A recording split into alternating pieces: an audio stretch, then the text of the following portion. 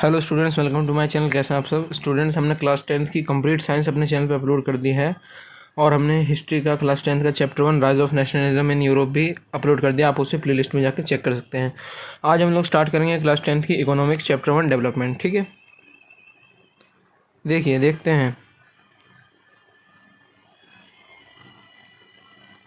कि डेवलपमेंट क्या होता है, डेवलपमेंट डिफरेंट लोगों में क्या होता है और डिफरेंट गोल्स में क्या होता है। देखिए, डेवलपमेंट एक रियल ग्रोथ को प्रॉमिस करता है जिससे कि एक आदमी की जो इनकम है वो बढ़ती है और उसका स्टैंडर्ड बढ़ता है। ठीक है, डिफरेंट पीपल के डिफरेंट डेवलपमेंट गोल्स होते हैं और डेवलपमेंट गोल्स एक आदमी से दूसरे आदमी में वेरी कर सकते हैं। ठीक है, जैसे अगर हम एक एग्जांपल देखें कि कोई लड़की है, अमीर फैमिली से है शहर की, तो उसके लिए डेवलपमेंट क्या होगा कि वो अपने भाई की तरह ही अपनी लाइफ को जी सके बिना किसी की परमिशन के, और अपनी स्टडी को वो अब्रॉड में परस्यू कर सके। अब्रॉड मतलब फॉरेन में। ठीक है, अब देखते हैं इनकम और अदर गोल्स। पीपल प्रेफर करते हैं ज़्यादा पैसा कमाना अपनी डेली रिक्वायरमेंट्स को फुलफ़िल करने के लिए। जो कंपनी है वो मटेरियल थिंग्स देती हैं जैसे कि मनी, लेकिन लोगों को कुछ नॉन मटेरियल थिंग्स भी चाहिए जैसे कि फ्रीडम हो गया, सिक्योरिटी हो गई, रिस्पेक्ट हो गई। ठीक है, कुछ कंपनी सैलरी कम देती हैं लेकिन रेगुलर एम्प्लॉयमेंट देती हैं जिससे कि सिक्योरिटी का सेंस रहता है, और कुछ केसों में जो कंपनी है वो ज़्यादा सैलरी देती है लेकिन कोई जॉब सिक्योरिटी नहीं होती, जिससे कि सिक्योरिटी नहीं रहती तो कोई भी सेंस नहीं रहता। अब देखते हैं नेशनल डेवलपमेंट।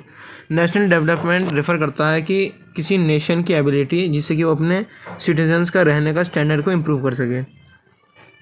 जो स्टैंडर्ड है लिविंग ऑफ सिटीजन्स का, वो डिपेंड करता है कैपिटल इनकम पे, वहाँ की जीडीपी पे, लिटरेसी रेट पे और हेल्थ फैक्टर्स पे। ये फैक्टर्स बहुत ज़्यादा इंपॉर्टेंट होते हैं जिन पर हमें इम्प्रूवमेंट करना चाहिए। अब देखते हैं हम लोग डिफरेंट कंट्रीज़ या डिफरेंट स्टेट्स को कैसे कंपेयर करते हैं। हम लोग डिफरेंट कंट्रीज़ और स्टेट्स को पर कैपिटा इनकम के बेस पे डिफ्रेंशिएट करते हैं। हम नेशनल इनकम नहीं ले सकते अगर हमें डिफरेंट कंट्रीज़ को करनी है, क्योंकि हर कंट्री की डिफरेंट पॉपुलेशन होती है। पर कैपिटा इनकम को कैलकुलेट किया जाता है total income of country by total population of country. Per capita income किसी कंट्री की बताती है कि वहाँ का स्टैंडर्ड कैसा है सिटीजन्स का और कंपनी का। ठीक है, जिस कंट्री की ज़्यादा होती है पर कैपिटा इनकम वो ज़्यादा डेवलपमेंट होता है, जिनकी कम है। अब देखते हैं इनकम और अदर क्राइटेरिया। अगर लोगों को डेवलपमेंट गोल करना है तो लोगों को सिर्फ बेटर इनकम नहीं, उन्हें नॉन मटेरियल थिंग्स भी चाहिए जैसे कि फ्रीडम, सिक्योरिटी, रिस्पेक्ट। ठीक है, किसी भी नेशन की डेवलपमेंट के लिए एवरेज इनकम या पर कैपिटा इनकम की ज़रूरत पड़ती है। यहाँ पे इस टेबल में पर कैपिटा इनकम दिया हुआ है कुछ स्टेट्स का। अगर पर कैपिटा इनकम को यूज़ किया जाए डेवलपमेंट के मेजर के लिए तो हरियाणा सबसे ज़्यादा डेवलप होगा और बिहार सबसे कम। ठीक है, लेकिन ये यही नहीं है, क्योंकि अगर हम दूसरे क्राइटेरिया पे देखें जो लिटरेसी रेट पे, तो जो लोग जो 7 साल से ऊपर के हैं जो लिख या पढ़ पाते हैं तो वो सबसे ज़्यादा केरला में है।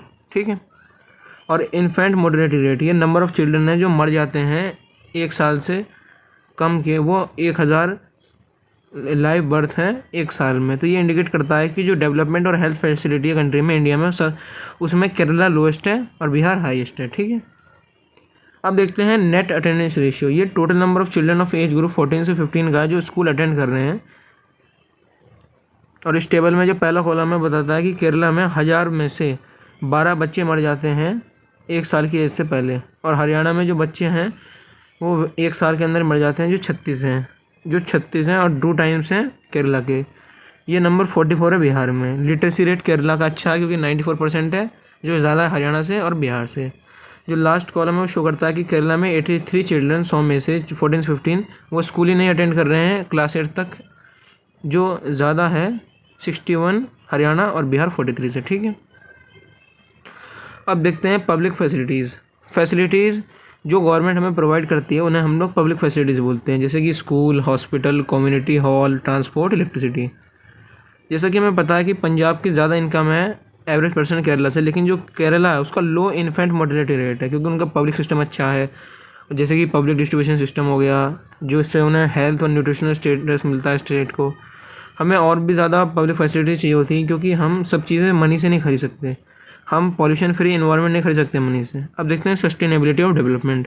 सस्टेनेबल डेवलपमेंट का मतलब होता है कि ह्यूमन का डेवलपमेंट भी हो, साथ में साथ हम लोग नेचुरल को सस्टेन करें, माने कि सेव करें। ये हेल्पफुल होता है कि इससे हम लोग अपनी नीड्स को फुलफ़िल कर सकते हैं और फ्यूचर जनरेशन के लिए भी सेव कर सकते हैं।